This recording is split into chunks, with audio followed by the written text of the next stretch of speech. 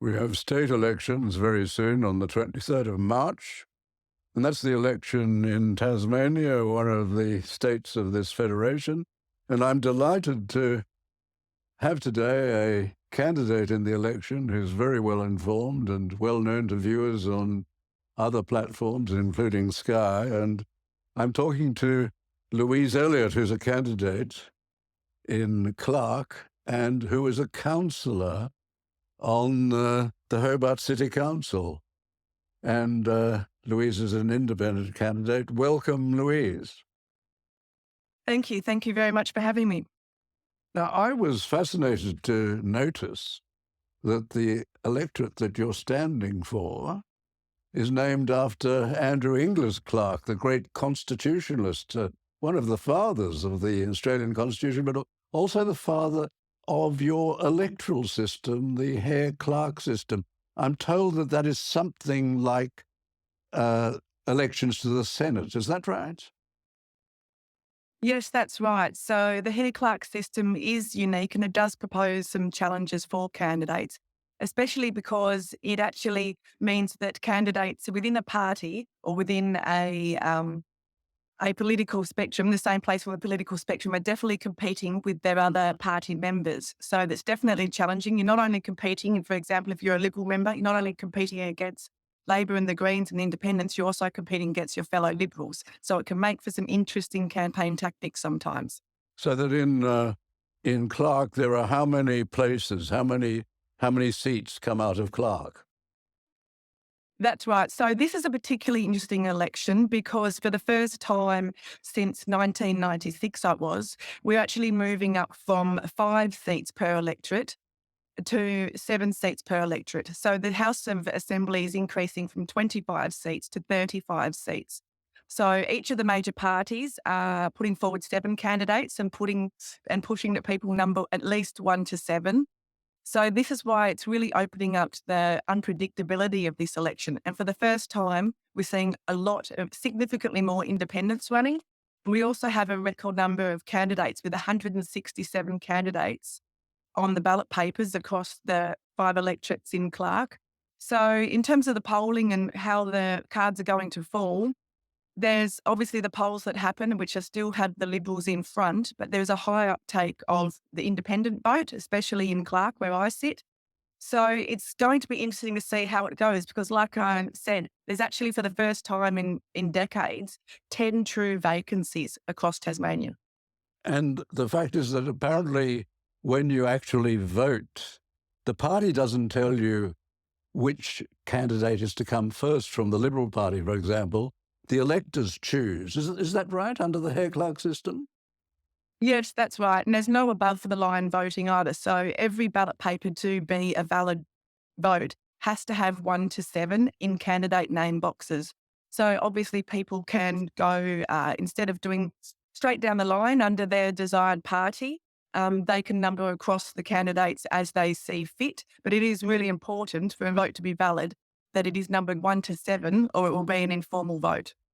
I should reveal the fact at this stage that although my mother was born in the Moluccas in the Dutch East Indies, now Indonesia, my father's family, and my father was born in Hobart. So I have a particular interest. I'm a part Good. Tasmanian, Louise, so I'm delighted to be proud talking to hear you. that. Now, Oh, excellent. now, you are more on the Conservative side, are you not? Yes, that's true. I summarise my values or my place on the political spectrum as being, I believe that effort equals reward. I believe in individual responsibility. I believe in a strong safety net, unlike America, where if you can't afford healthcare, you're left on your own. And I also believe in caring for our planet. And I actually think that describes most people, which is also why I can take pieces from a lot of the different parties. But I think I'm also unique. Well, I know I am unique in this election, particularly because I'm the only centre-right independent candidate. There are several other independents standing in Clark, but they are all very clearly on the left or the far left of the political spectrum. So I wanted to provide people who have the values I do and care for things like fairness, freedom, and opportunity. I wanted them to have the option of an independent person who can bring forward the values that they agree with. And why is Tasmania going to an early election? The election's not due, is it, for about another year if it were to run its full Yes, course? that's right. This is the second early election we're having. This is actually going to be the fourth election in 10 years. And the Liberal government has been in power for the past 10 years.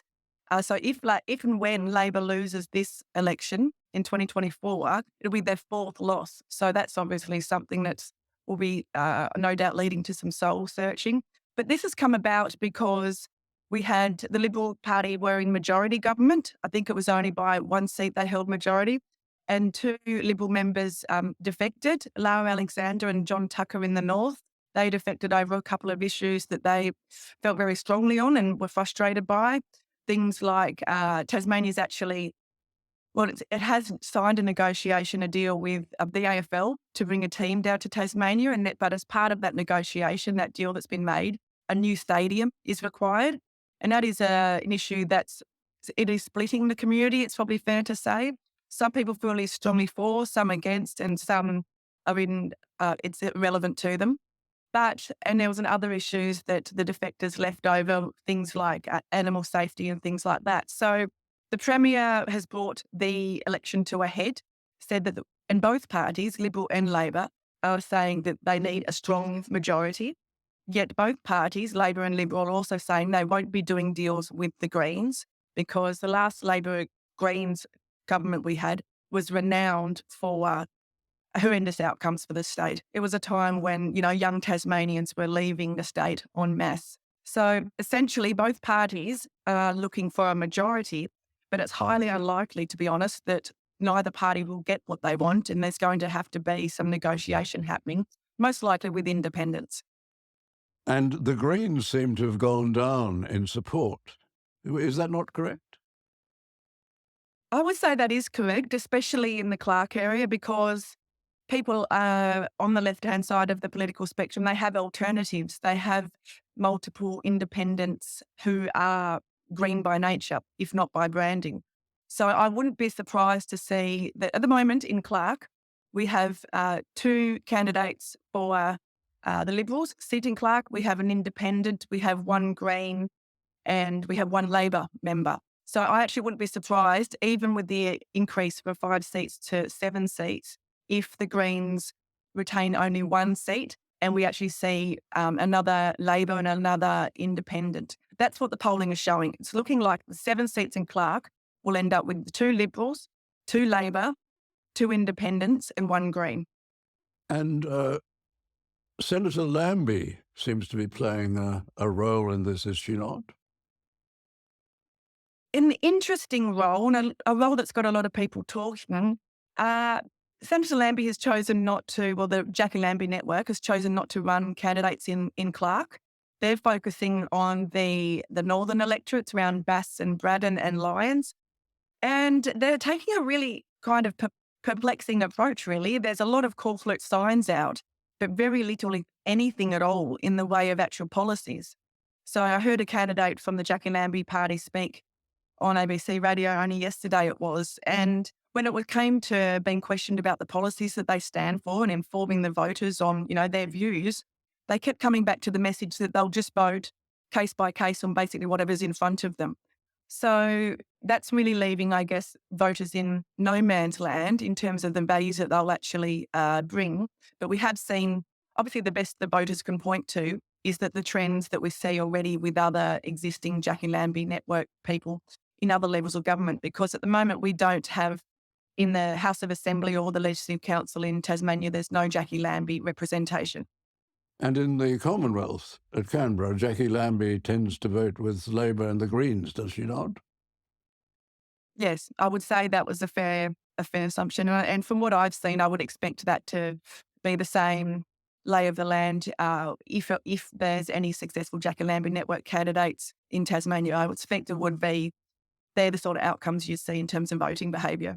But hasn't the Liberal Party, or didn't the Liberal Party give their preferences in the federal election to Jackie Lambie? I'm not as across that, to be honest. What I am seeing is that Liberal at the moment, they're pushing very strongly that people just keep their vote purely to the Liberal vote. It is quite widely known that, as I've said before, that I'm the only candidate that is probably definitely more liberal leaning. So that's what I'll be asking voters for, to consider me as their number one, and then the 2 to 8 for the Liberal Party. I also have some alignment with the beliefs of shooters, farmers and fishers. There's a lot of the policies that I agree with those. So in terms of the issues that are facing their electorate, none of them would come as a surprise in terms of the big ones. They're around health and housing, and especially cost of living. And there's a lot of debate around what's happening in terms of power prices for Tasmania, because we generate a lot of our own hydroelectricity. And there's been deals done where we're selling a lot of that, and Tasmanians are quite upset that we're not able to buy Tasmanian power for Tasmanian prices. So that's something that's an electoral issue.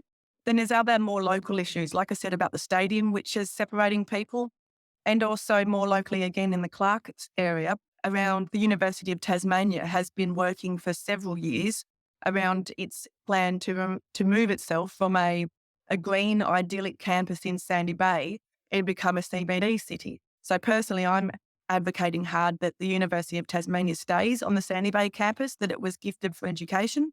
I think that's right in terms of academic and research outcomes and student and staff experience. So there's the holistic issues that are applying to everyone, and then there's some niche issues too that voters will be considering as they cast their vote. Well, Louisa, we wish you well in the election, and thank you very much for giving us such useful information on the situation concerning the election in Tasmania. Thank you very much. Thank you.